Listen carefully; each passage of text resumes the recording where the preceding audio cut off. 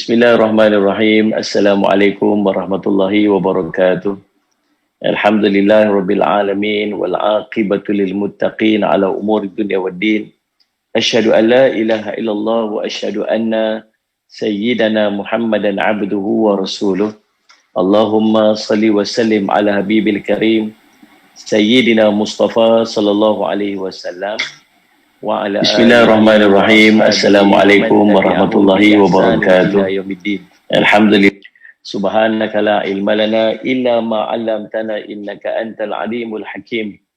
Rabbish li sadri wa yassir li amri wa hlul 'uqdatam min lisani yafqahu qawli, amma ba'du.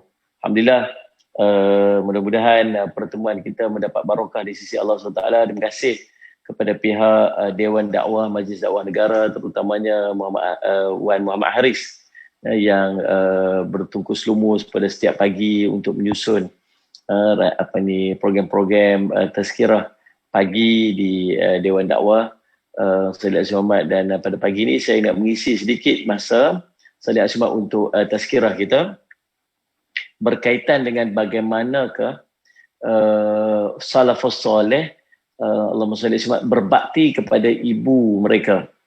Tuan-tuan, manusia yang paling istimewa dalam kehidupan kita ialah ibu kita, sallallahu alaihi Muhammad, yang hidupnya memikirkan tentang kita, yang Allahumma salli alaihi dalam kehidupan mereka, Allahumma salli alaihi keutamaannya adalah kita sallallahu alaihi sebagai anaknya.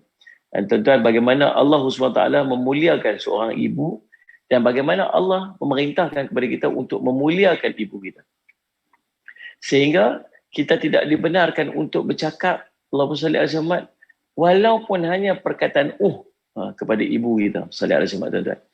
Dan di sana ada term yang namanya anak derhaka. Allahumma salli alaihi Muhammad, anak yang akan mendapat azab bukan sekadar di akhirat, bahkan di dunia lagi dah merasa azab. Sallallahu alaihi wasallam disebut sebagai anak derhaka. Maka tuan-tuan, beruntung kepada orang-orang yang memuliakan ibu-ibu mereka. Sallallahu alaihi wasallam, kunci pintu syurga tu sallallahu alaihi wasallam ada di rumah kita yang nama dia ibu, seorang ibu. Maka manfaatkanlah tuan-tuan, seandainya tuan-tuan masih ada ibu di rumah kita tu, maka sallallahu alaihi wasallam tuan-tuan, berilah perhatian sebaiknya. Berilah perhatian yang sebaiknya kepada ibu kita sallallahu alaihi wasallam, utamakan permintaan-permintaan mereka sementara dia masih ada. Khidmat yang sebaik-baiknya sallallahu alaihi Muhammad sementara ibu kita masih ada di sisi kita. Ada orang yang ibu dia telah pun kembali ke rahmatullah sallallahu alaihi Muhammad, tuan-tuan, dah tak ada lagi. Maka salah satu daripada cabang doa makbul sudah tidak ada di sisinya. Salah satu daripada kunci pintu syurga sudah tidak ada di sisinya. Salah satu pada jalan-jalan kebaikan yang boleh dia peroleh pada setiap hari sudah tidak ada lagi di sisinya. Tuan-tuan yang masih ada ibu sallallahu alaihi wasallam, manfaatkan ibu tu sebaik-baiknya sebagai jalan kita untuk masuk ke syurga Allah Subhanahu wa taala. Berkhidmatlah kepada mereka dengan khidmat yang sesungguh-sungguhnya. Sallallahu alaihi wasallam, tuan-tuan, jagalah hati mereka dengan jagaan yang sebaik-baiknya. Tuan-tuan, saya nak bawa beberapa kisah salafus soleh, macam mana mereka berkhidmat kepada ibu-ibu mereka, yang kita boleh ambil pengajaran, sedangkan mereka ni daripada kalangan alim ulama yang sangat hebat. Kalau kita nak cerita, kita ni sibuk dengan pengajian, kita sibuk dengan pembelajaran, mereka ni lagi jauh lebih sibuk daripada kita dengan kitab-kitab yang mereka tulis sallallahu alaihi wasallam, dengan Allahumma salli pengajian yang mereka jalankan, dengan fatwa-fatwa yang mereka keluarkan, dengan mujahadah untuk menuntut ilmu, mujahadah untuk belajar, mujahadah untuk mengajar, mujahadah untuk menulis buku pada ketika tersebut, tuan-tuan, tapi mereka masih punya waktu untuk ibu-ibu mereka. Mari kita tengok beberapa daripada kisah salafus soleh tentang berkaitan dengan khidmat mereka terhadap ibu mereka.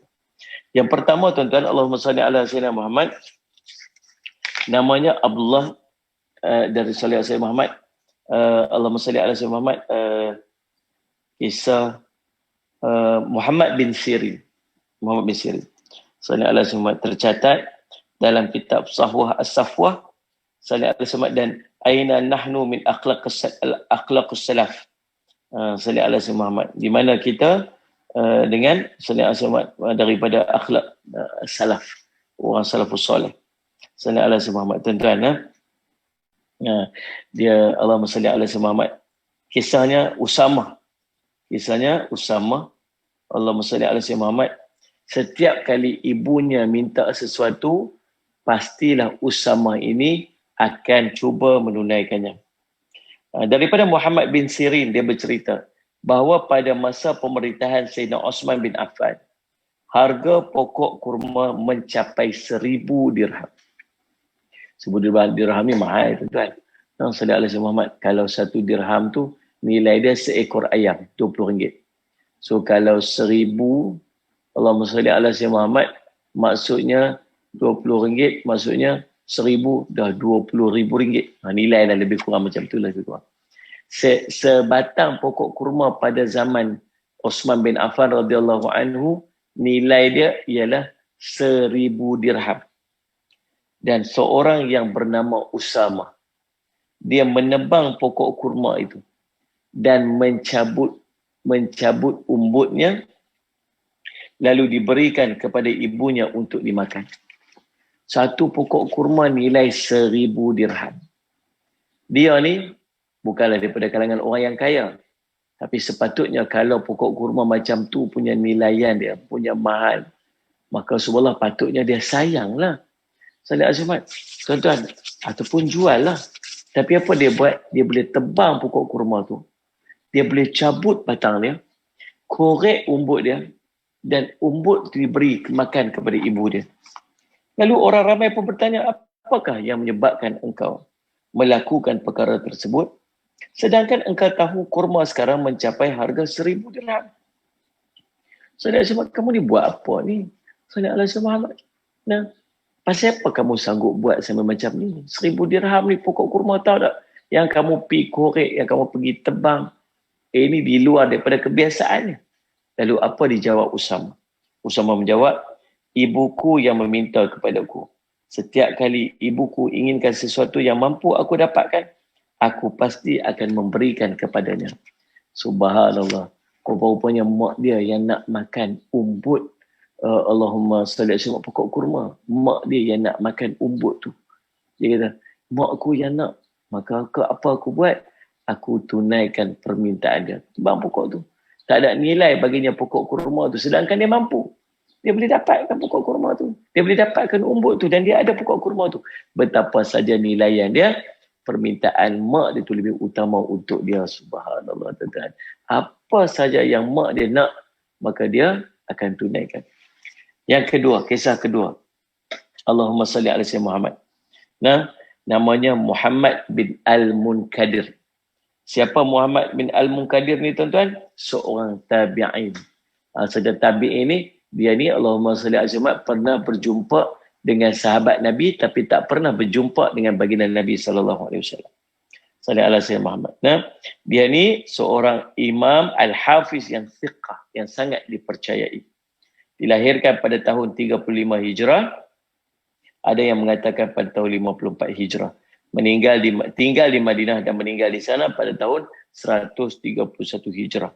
Sallallahu alaihi Muhammad pada usianya 76 tahun. Tuan-tuan, apa yang dia buat? Kisah ini diceritakan oleh Abdullah bin Al-Mubarak berkata, Muhammad bin Al-Munkadir pernah berkata, Umar, iaitu saudaranya ataupun abang ataupun adik dia.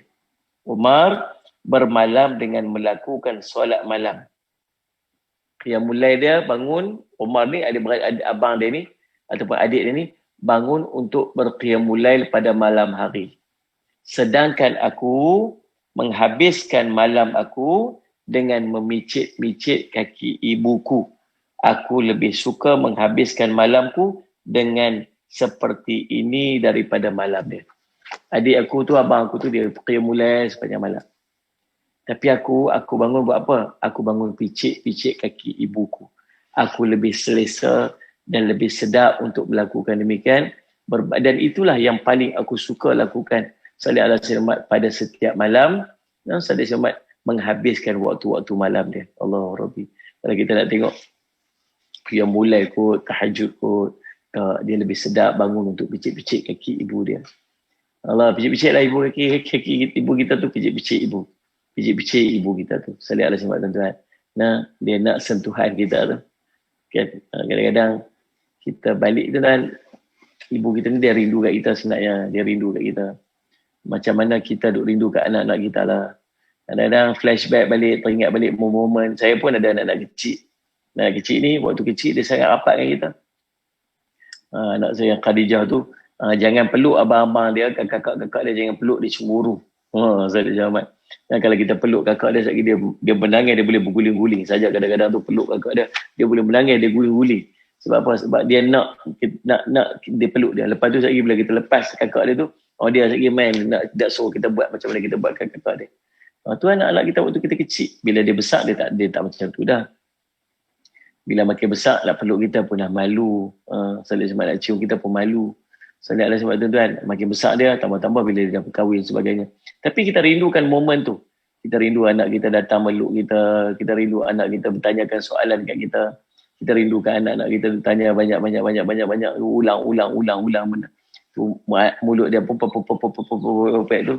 Satu hari tu kita akan rindu. Sebab dia tak akan macam tu dengan kita.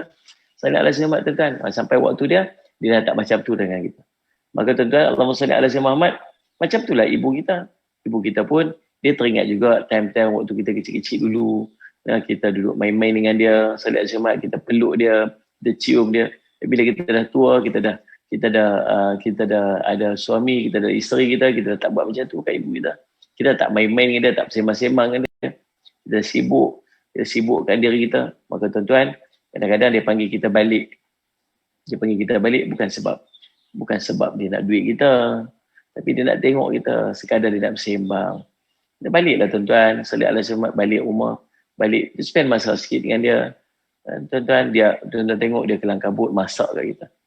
Dia bukan kuat sangat, dia bukan macam dulu-dulu excited nak masak, pergi market ketar-ketar salih alaihi wasallam untuk beli barang.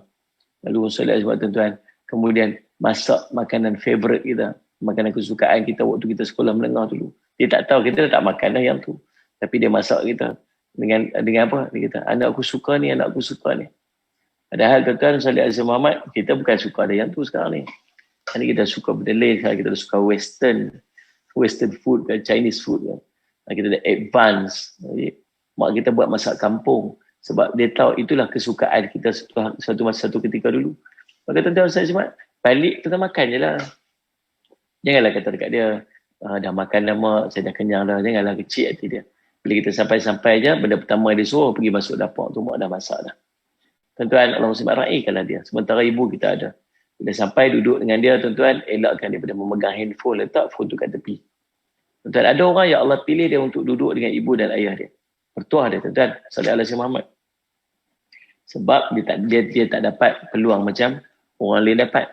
Maka manfaatkan sebaiknya sallallahu alaihi Muhammad. Jangan jadikan sallallahu alasan ibu kita duduk dengan kita, ayah kita duduk dengan kita, maka kita kurang beri perhatian kepada dia. Dia tak apalah, dia duduk dengan aku, orang lain. Sallallahu alaihi Muhammad, mak ayah tak duduk dengan depa. Depa taklah dapat nikmat macam aku ni buat ala kadar sudahlah, pasal memang dia duduk dengan aku dah. Tuan-tuan, sebenarnya Allah memberikan peluang kepada kita untuk kita berkhidmat kepada ibu dan ayah kita berbanding dengan orang lain. Sallallahu alaihi Wasallam. Ada orang yang mak ayah dia sakit waktu duduk dengan dia, maka Allah sedang memberikan kepada dia sebab kelebihan untuk berkhidmat ataupun menjaga ibu ayah yang sakit waktu duduk dengan dia. Maka kita Ustaz Syamad ni semua benda-benda yang Allah izin, Allah bagi. Ada orang Allah tak izin. Mak ayah dia sakit, dia tak duduk dengan dia. Mak ayah dia sihat pun tak duduk dengan dia. Saya ada Muhammad. Mak ayah dia apa? Dia tidak mendapat kemuliaan dan kelebihan untuk berkhidmat kepada ibu dan ayah seperti mana orang lain. Allah tak izin dia tak dapat kelebihan. Kita kena ingat orang kata Salih Ahmad, what you give you get back. Apa yang kamu buat kamu akan dapat. Macam mana kita treat mak ayah kita, macam itulah anak-anak kita akan treat kita. Itu yang kita takut tu. Tuan-tuan, Salih Muhammad itu kemuliaan. Baik, yang ketiga, kisah ketiga. Kisah ketiga ni tuan-tuan, kisah dia memerdekakan dua orang hamba hanya kerana pada hari tersebut perkataan dia lebih tinggi daripada mak dia. Tertinggi sikit perkataan daripada mak dia. Daripada Ibnu Aun dia menceritakan tentang seorang lelaki yang datang berjumpanya yang sedang dia berada di sisi ibunya. Dia bertanya, apa ada dengan Muhammad ni? Adakah Muhammad bin Sirin ni mengeluh tentang sesuatu? Orang di situ menjawab, tidak sama sekali. Memang begitulah keadaannya jika sudah berada di sisi ibunya. Muhammad bin Sirin bila dia duduk di sisi ibu dia, dia akan diam, senyap saja. Dia tak bercakap banyak, dia tak akan entertain orang sangat. Sebab apa? Sebab mak dia ada di sisi dia. Waktu orang tanya, memang dia ni macam ni ke? Dia ni duduk fikir apa ke? Dia ada masalah apa ke? Tak, orang kata, memang kalau dia duduk dekat mak dia macam tu keadaan dia. Dia senyap. Sallallahu alaihi wasallam. Daripada Hisham bin Hasan, daripada Hafsah binti Sirin, dia berkata, apabila Muhammad bertemu ibunya, dia tidak pernah bercakap dengannya kerana menghormati ibunya itu.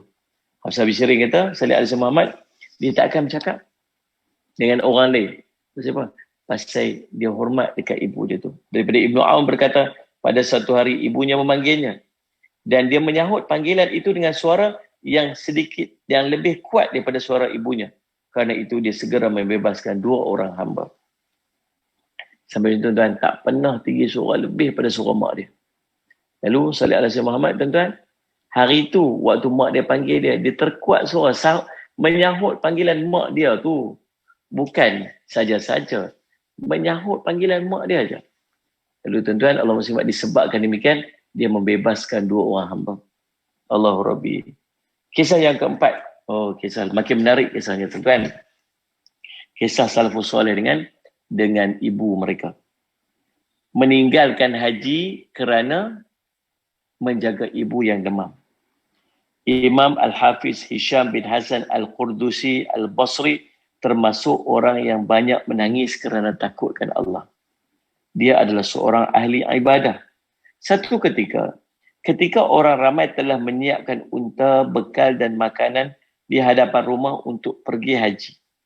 Dia walau bagaimanapun merasa berat untuk berangkat kerana ibunya sedang menggigil kesejukan kerana demam. Jadi dia tidak jadi meneruskan niatnya untuk menunaikan haji. Siap nak pergi haji dah tuan-tuan, dah siap semua dah. Saya cuma nak pergi haji tahun tu. Orang lain semua dah siap dah, tak bekal dah, tak siap unta apa semua dah. Hari tu tak jadi pergi haji. Pasal apa? Pasal mak demam. Mak apa? Mak demam aja tuan-tuan. Bukan mak sakit. Mak demam aja. Allah Rabbi tuan-tuan, mulianya mak ni. Patut dia orang jadi orang hebat. Sallallahu alaihi Muhammad. Setelah ibunya meninggal dunia, lepas ibu dia meninggal dunia dah, dia tidak pernah meninggalkan ibadah haji. Dulu, pada setiap hari selain hari Jumaat, dia selalu berpuasa untuk ibunya. Setelah ibunya meninggal, dia tetap meneruskan puasa tersebut. Puasa setiap hari. Bukan Isnin Khamis saja. Ahad, Ahad sampai Sabtu sampai Khamis. Daripada hari Sabtu sampai Khamis. Kecuali hari Jumaat je. Dia tak puasa. Dia ni orang yang rajin berpuasa. Tapi dia berpuasa itu, semua dia puasa untuk mak dia. Dia puasa untuk mak dia. Allah Rabbi. Sallallahu alaihi wasallam. Lepas mak dia meninggal, Allahumma salli ala sayyidina Muhammad, dia teruskan puasa tersebut. Kita ni ada yang dengar kuliah kita pagi ni. Tuan-tuan niat, Allah, kalau jadi pahala kat aku untuk aku dengar kuliah ni, tuan-tuan. Ya Allah, engkau bagilah pahala kepada ibu aku. Ada yang salat sembahyang sunat. Allah, kalau jadi pahala sembahyang sunat aku ni, ya Allah, engkau bagilah pahala ni kepada ibuku. Yang baca Quran pagi tadi, istighfar. Allah, kalau jadi pahala ni, Allah, engkau bagilah pahala ni kepada ibuku. Buat tuan-tuan, buat. Tuan-tuan dapat apa? Dapat macam mana yang mak kita dapat macam tu, kita dapat tak kurang sikit. Sallallahu alaihi wasallam. Dia puasa setiap hari, kan? Setiap hari puasa sunat. Untuk siapa? Untuk mak dia. Dia dapat apa? Dia dapat pahala puasa sunat tu. Mak dia pun dapat pahala puasa sunat tu. Buatlah tuan-tuan, buat. Satu hari ada seorang lelaki, seorang suami isteri duduk berbalah pasal ayah mereka. Mereka dah tak tahan nak jaga ayah mereka ni. Ayah mereka dah tua, dah sakit. Merengek macam-macam. Jadi isteri ni mula dah tak tahan. Dia kata kat suami dah cukup lah. Kami tak mampu dah nak jaga ayah ni. Tak mampu dah. Pergi buanglah ayah ni kat mana-mana.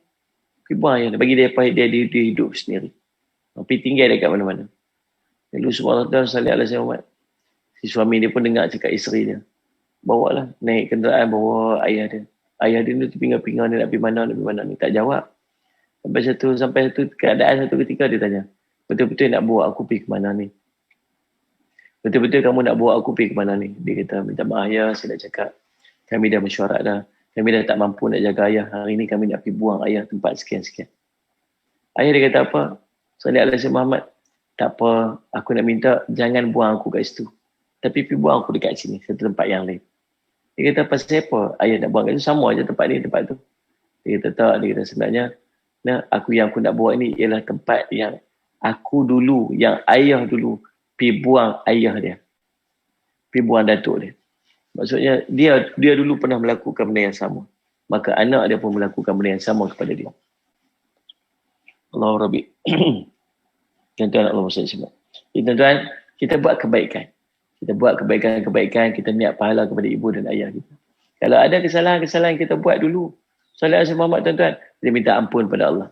Dan kita minta ampun dan kita sebut, ya Allah, jangan engkau jadikan Salih alaihi Muhammad, apa yang aku lakukan dulu ni, cerminan kepada anak-anakku. Jangan engkau balas pada anak-anakku. Takut nanti anak-anak kita akan buat benda yang sama kat kita. Kita tak mau macam tu. Dulu kita tak reti, kita tak tahu. Tuan-tuan, jadi setelah kita tahu ni, kita perbetulkan dan kita perelokkan perlakuan kita. Muhammad bin Salamah mengatakan, melihat Hisham bin Hasan menyebabkan mata akan bergelinangan dengan air mata. Dia kata, Allah, bila tengok Hisham bin Hasan macam mana dia khidmat pada ibu dia ni, sallallahu alaihi wasallam, bergenang air mata dia. Kisah kelima, sallallahu alaihi Muhammad. Nah, kisah dengan Sayyidina Umar radhiyallahu anhu. Pada satu hari, Ibnu Umar radhiyallahu anhu, Abdullah bin Umar radhiyallahu anhu, melihat seorang yang sedang menggendong ibunya sambil tawaf mengelilingi Kaabah. Ibnu Umar nampak seorang lelaki gendong mak dia. Tok mak dia dekat ni. Dokong mak dia. Sambil tawaf. Hebatlah subhanallah. Kalau boleh buat macam tu, kita lebat, kita tolak kursi roda je. Itu pun berganti, tak larat. Kan, Ustaz Muhammad? Kena pula kursi roda pula, dia suruh tolak tu, tingkat satu kursi lagi jauh. Allah. Dia kata, tak mampulah, ya Allah, macam nak cabut pinggang. Dia kata, Ustaz Muhammad, pasal apa tolak mak? Kena pula mak tu steady badan. Allah lagi. Kan, ini dia gendong mak dia, tuan-tuan. Lalu sallallahu alaihi wasallam berjumpalah orang itu dengan Ibnu Umar radhiyallahu anhu. Lalu dia pun bertanya kepada Ibnu Umar, wahai Ibnu Umar, menurut pendapatmu, adakah aku sudah membalas kebaikan-kebaikan ibuku? Ni aku buat macam ni agak-agak terbalas dah ni. Apa-apa kebaikan yang mak aku buat kat aku dulu ni. Allahumma salli ala Muhammad. Apa Ibnu Umar menjawab? Ibnu Umar menjawab, belum, walaupun sekadar suara gerangan ibumu ketika melahirkan kamu. Suara mengerang ibu kamu waktu melahirkan kamu tu pun tak mampu untuk balas. Walau bagaimanapun engkau telah berbuat baik kepadanya, Allah akan memberikan balasan yang banyak kepadamu terhadap sedikit amal yang engkau lakukan. Dah Allah Muhammad SAW. Faham lagi sana. Dia kata apa, dia bawa, dia rasa macam besar sangat dah. Hebat sangat dah. Lalu dia kata apa? Suara sebenarnya, suara mengerang ibu kamu tu melahirkan kamu tu pun tak mampu untuk balas. Tapi Allah kira lah, kamu anak yang baik, kamu buat yang ni. Ada balasan kebaikan atas apa yang kamu lakukan ini. Allah Rabbi. Dan kisah terakhir pada pagi ini, kisah terakhir, kisah Allah Muhammad, bagaimana dia tidak berani makan takut ibu menginginkan makanan yang diambilnya. Ali bin Hussein bin Ali bin Abi Talib terkenal sebagai seorang yang sangat suka berbakti kepada ibunya. Ada orang berkata kepadanya, engkau adalah orang yang paling berbakti kepada ibumu. Tapi kami tidak pernah melihat engkau makan bersama ibumu. Kami tengok engkau ni sangat hebat berbakti kepada mak kamu. Sangat hebat. Sallallahu alaihi Muhammad. Tapi pasal apa kami duduk tengok kamu tak pernah makan dengan mak kamu? Mak kamu makan, kamu tengok je. Kamu tak makan sekali. Pasal apa? Apa dia jawab? Tuan-tuan agak dia jawab apa? Allahumma salli. Dia menjawab, aku takut kalau tanganku mengambil makanan yang telah dilihat oleh ibuku. Sallallahu alaihi wasallam. Kerana aku merasakan seolah-olah aku telah mendarhakainya. Yang tak makan tu pasal apa? Pasal takut selagi aku terambil makanan yang mak aku dah tengok dan dia hajat untuk makan. Dia hajat. Malah mak kalau kita makan pun dia tak kisah ambil lah. Tapi tak, dia tak mau, dia takut. Hagi aku ambil makanan yang dia teringin nak makan. Aku takut selagi aku mendurhakainya. Allah Rabbi, kita makan tuan-tuan, hampir tak ingat apa. Mak kita tak makan. Mak tak makan, mak. Mak kenyang dah. Mak tengok orang makan pun, mak kenyang dah. Oh, dah cukup dah kat kita. Kita rasa okey dah. Padahal tuan-tuan, punya nak jaga. Allah Musa sebab cicit Nabi SAW ni, sallallahu alaihi wasallam tuan-tuan. Dia ni, ya Allah Rabbi, tak berani nak ambil, takut makanan yang dia nak ambil tu ialah makanan yang diingini, dipandang oleh ibu dia sendiri. Allah tuan-tuan, cukuplah tu. Banyak lagi kisah-kisah yang menarik tuan-tuan. Allahumma salli ala sayyidina Muhammad. Bagaimana salafus soleh sangat menjaga adab mereka terhadap ibu-ibu mereka. Dan hasil daripada adab tersebut tuan-tuan tengok barokahnya kehidupan mereka, barokahnya ilmu mereka yang kita mengambil manfaat sehingga ke hari ini, insyaAllah. Terima kasih kepada pihak Dewan Dakwah dan teruskan tuan-tuan memberikan sumbangan kepada pihak Dewan Dakwah untuk meneruskan kuliah program-program yang mereka rancangkan. Banyak program-program ni, saya lihat sebab tuan-tuan program bantuan kepada Allahumma salli para asatizah, program-program dakwah dan sebagainya memerlukan kepada kos yang sangat banyak.